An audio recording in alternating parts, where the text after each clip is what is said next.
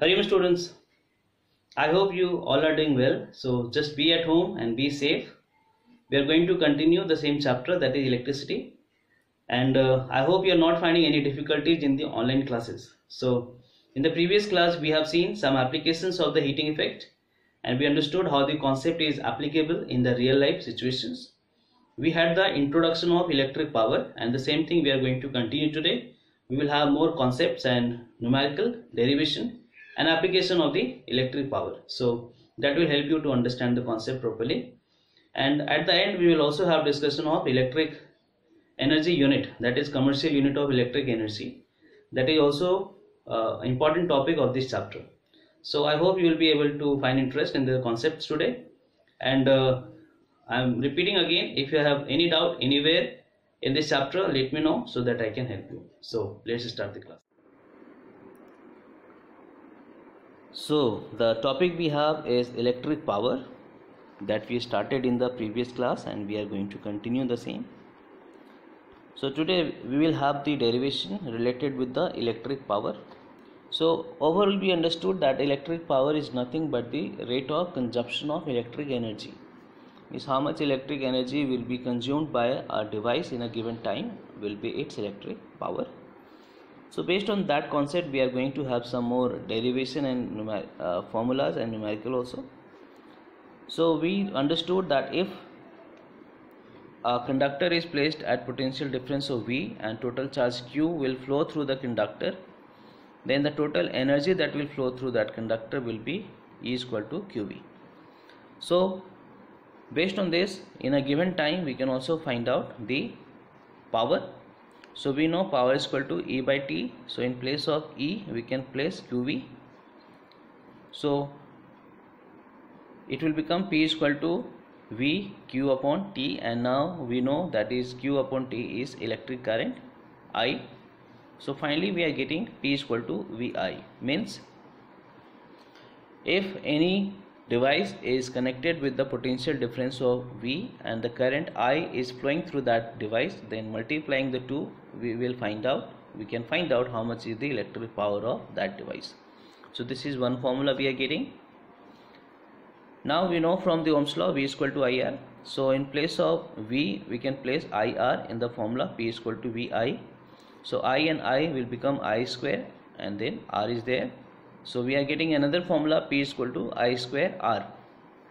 Means if you know how much current is flowing through the device and how much is the internal resistance R of that device, so then also we can find out the electric power, that is the square of the electric current multiplied by the internal resistance of the device. So next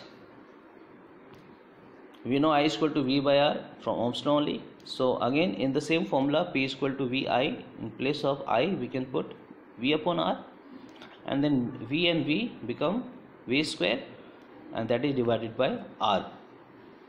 So we are getting another formula for the electric power, that is P is equal to V square upon R. So if you know that if a device is connected at potential difference of V and the internal resistance is R, then V square upon R will give you the electric power. So these are the different formulas by which we can find the electric power of a given device. So next thing we need to understand is ratings of the appliances. So you know, if you purchase any device from the market, something is written on that device like 220 volt, 50 watt. So on a particular device the voltage will be mentioned and the electric power will also be mentioned. So if it is written 220 volt, means the device should be operated at the potential difference of 220 volt, and if it is 50 watt, means the electric power of that device is 50 watt, means it will consume 50 joule of energy in a second. So we understood more will be the electric power, more will be the consumption of the electric energy. Next we have some concepts that we should know, and the very first is we know P is equal to V square upon R. So based on this formula we can actually find out the internal resistance of any device. So if we understood the rating of a device, we know in the rating two things are given, that is the voltage at which it should be operated and the power of that device. So since the voltage is known to us, the power is known to us with the help of the rating, so using the formula P is equal to V square upon R, we can find out the R, that is R will give you the internal resistance of that device. So all the time if you have to find the internal resistance of any device, just use the rating and use this formula P is equal to V square upon R. So just one example is given. If the rating of a device is 220 volt 100 watt, then using the formula R is equal to V square upon P, that is coming from P is equal to V square R upon, that is from P is equal to V square upon R. So solving it, we are getting 484 ohm. So the internal resistance of that device will be 484 ohm. That will be somehow constant.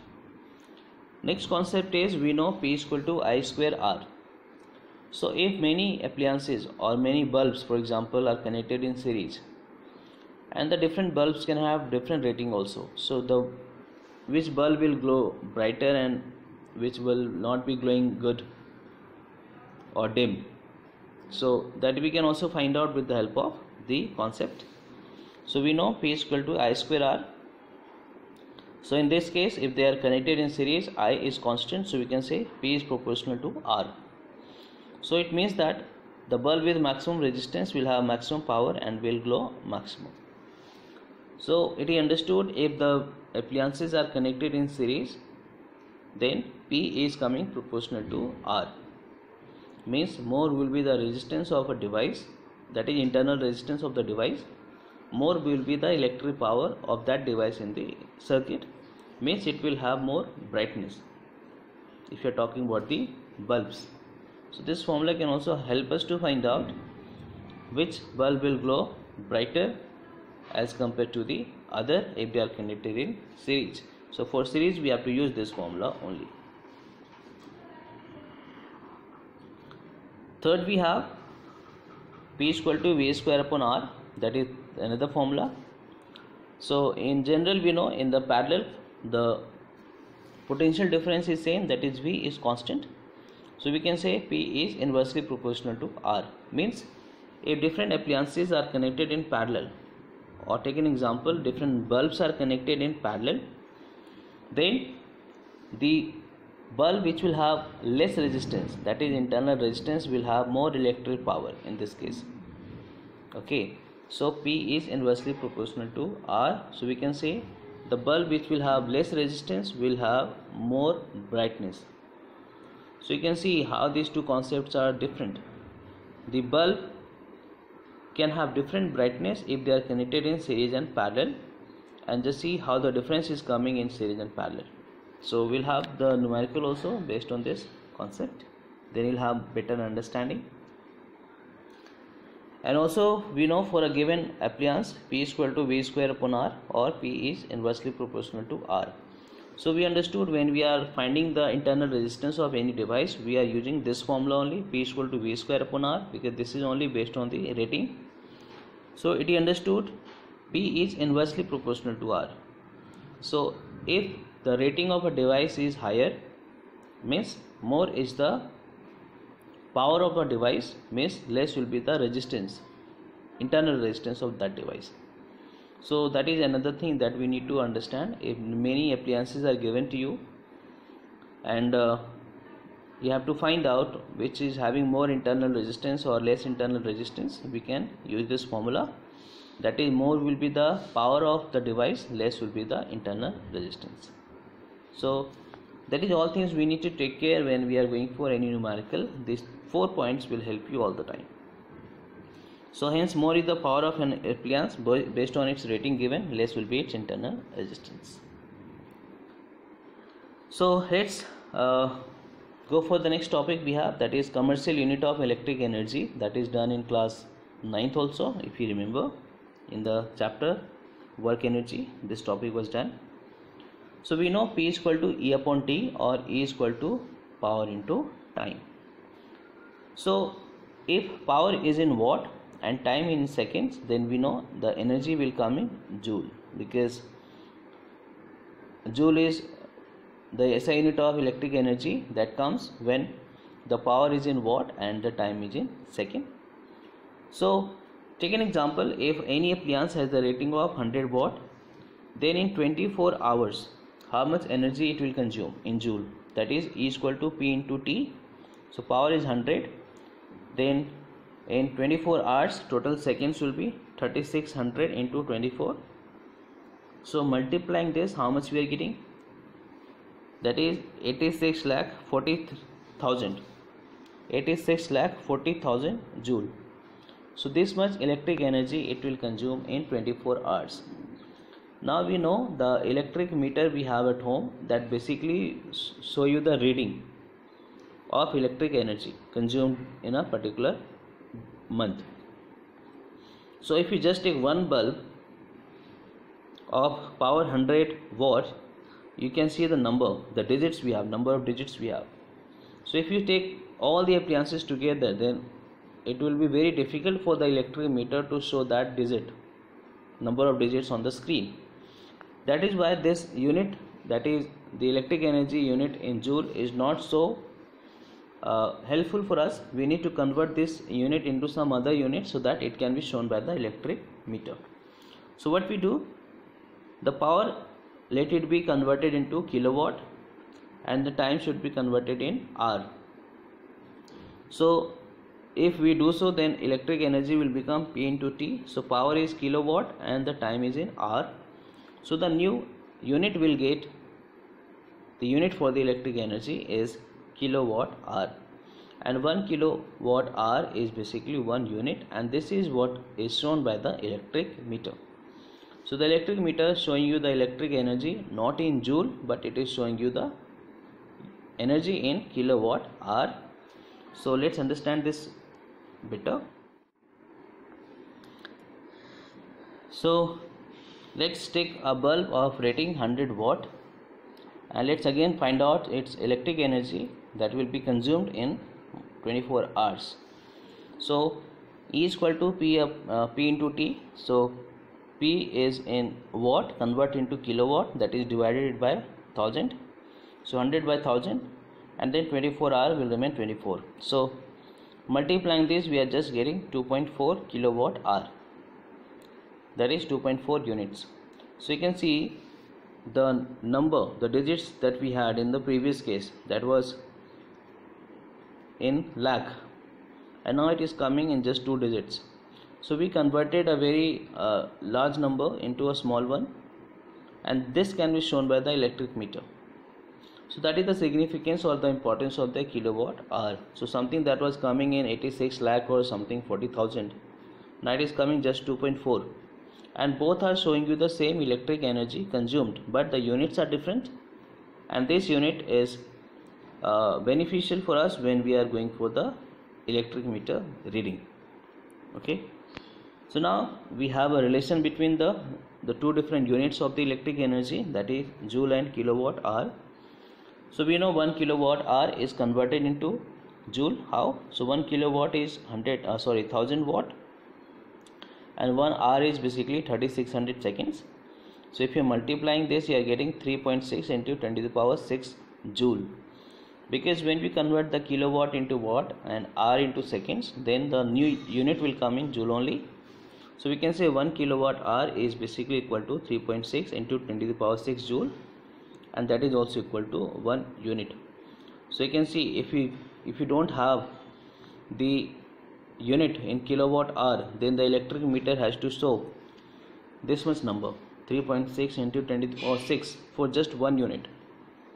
And you know in a month how many units are consumed by the device. So in general, that you see on the electric meter, the 4 or 5 digits number, they are always showing you the electric energy in kilowatt hour, and that you can also see on the screen. Kilowatt hour is written there with the screen. So if it is showing you 6543, then it is 6543 kilowatt hour energy is consumed in the in home, that is maybe in a given time. So that is what significance we have. So based on the understanding of the electric power, let's do some numerical which is totally based on the series and parallel combination of the bulbs. So in each case find the bulb that will glow maximum and minimum, and you have to justify the same also. And the very first you have the bulbs A, B and C are connected in series, and you can see all the three are having the same power, that is 60 watt.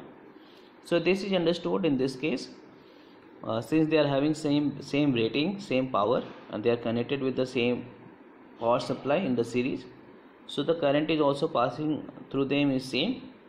So in this case everything is same for all the three bulbs, so there is no doubt in this case all will have the same brightness if they are connected in series.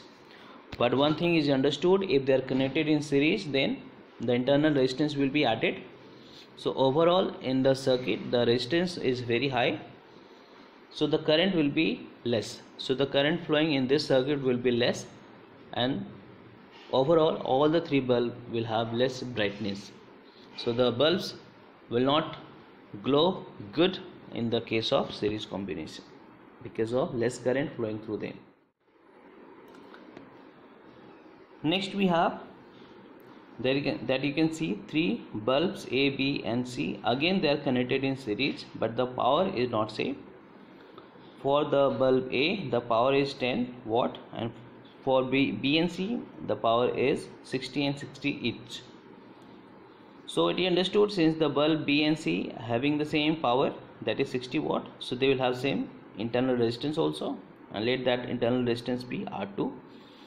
And the bulb A, since the power is different, so let the internal resistance be R1. So power 1 is 10 watt, and power 2 and power 3, that is bulb B and C, is 60 watt each. And we know if the power is high the internal resistance will be low, because P is inversely proportional to R. That I have already said, if you have to find the internal resistance we have to go for P is equal to V square upon R, and hence P is always inversely proportional to R. So from where we can understand R1 will be greater than R2 and R3. Why? Because the power 1 is minimum, so the internal resistance will be maximum here. So the R1 will be greater than R2 and R2 of the both. Okay, so now in series, so now we know the three bulbs are connected in series, and we know in series P is proportional to R. That is, more is the resistance, more will be the electric power in the circuit, and hence more will be the brightness. So we understood, that is bulb A is having more internal resistance, and since they are in series now, so according to the concept, more is the R, more will be the power in electric circuit in series. So it is understood the bulb A, that is 10 watt, will have more brightness as compared to B and C. So in this case bulb A with 10 watt will have more brightness as compared to the bulbs of 60 watt, that is B and C. So that is one thing you should know. So very first what we did, we took the resistance of bulbs A, B and C, internal resistance. Then we compared if the internal resistance will be higher or low in comparison of all the bulbs. And then since they are connected in series, then in the series we understood that P is directly proportional to R. Means now in series the more is the resistance, that is internal resistance, more will be the electric power, and hence it means that more will be the brightness of the bulb. So the one which is having less power will have more brightness in the series combination. Now go for the third. Now you can see A, B, C, three bulbs of power 10 watt, 50 and 100. They are connected in parallel with a power supply of 120 volt. Now so the power is P1, P2, P3, 10, 50, 100, and let the internal resistance be R1, R2 and R3, that is R1 of bulb A, R2 of B and R3 of C. And we know P is inversely proportional to R. So it is understood the bulb A will have maximum internal resistance and bulb C will have minimum internal resistance, because C is having maximum power and A is having minimum power. And now we know in parallel P is inversely proportional to R, means the bulb which is having less internal resistance should have more electric power in the circuit. So less is the value of R, more will be the power in the circuit, and hence more will be the brightness. So we can say in this case bulb C will have maximum brightness because bulb C is having minimum internal resistance. So in the parallel, the bulb which is having maximum power will have maximum brightness. So you know, at home the different appliances, they are connected in parallel only. So if the bulb is of 100 watt, that will give you more brightness as compared to the bulb of 20 watt or 60 watt or something. So that is, you should know that is in series and parallel the brightness of the same bulb can change. That we should know and that we understand with the help of the electric power. So almost this chapter is done, and next day we will just have the numerical practice, and very soon we are going to start the new chapter also, that is magnetic effect of the electric current. So for today it's done. Thank you, and just practice numerical so that you can have more clarity of the concepts, and any doubt just let me know. So thank you once again. Hari Om. Take care.